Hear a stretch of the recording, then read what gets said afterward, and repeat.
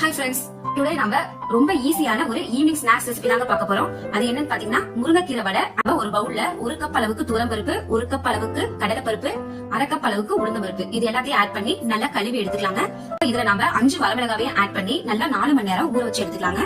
இப்ப நல்லா பருப்பு ஊறிடுச்சு. இந்த டைம்ல மிக்ஸி ஜார்ல 4 பல் பூண்டு, ஒரு பட்டை, 2 கிராம்பு, 1 டீஸ்பூன் அளவுக்கு சோம்பு, ஊற வச்ச 5 வரமிளகாவையும் இதுல ஆட் பண்ணி பருப்பு கொஞ்சம் கொஞ்சமா சேர்த்து நல்லா கொரகொரப்பா அரைச்சு எடுத்துக்கலாங்க.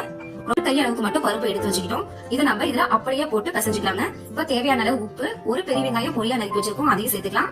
2 பச்சை மிளகாய் துண்டு துண்டா கட் பண்ணி வச்சிருக்கோம். 1 கப் அளவுக்கு முருங்கைக்கீரை, 1 சிட்டிகை அளவுக்கு பெருங்காயமா ஆட் பண்ணி மாவு நல்லா பிசைஞ்சுக்கோங்க.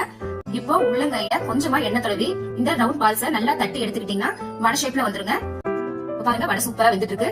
இந்த பபிள்ஸ் எல்லாம் ஓரளவுக்கு அடங்கினதும் நீங்க எடுத்தீங்கன்னா வடை சூப்பரா வெந்து வந்துருங்க. நம்மளுக்கு சுவையான முருங்கைக்கீரை வடை சூப்பரா ரெடி ஆயிடுச்சுங்க. இது உங்க வீட்டுல செஞ்சு பார்த்துட்டு எப்படி கமெண்ட் பண்ணுங்க. மறக்காம நம்ம சேனலை லைக் பண்ணுங்க, சப்ஸ்கிரைப் பண்ணுங்க.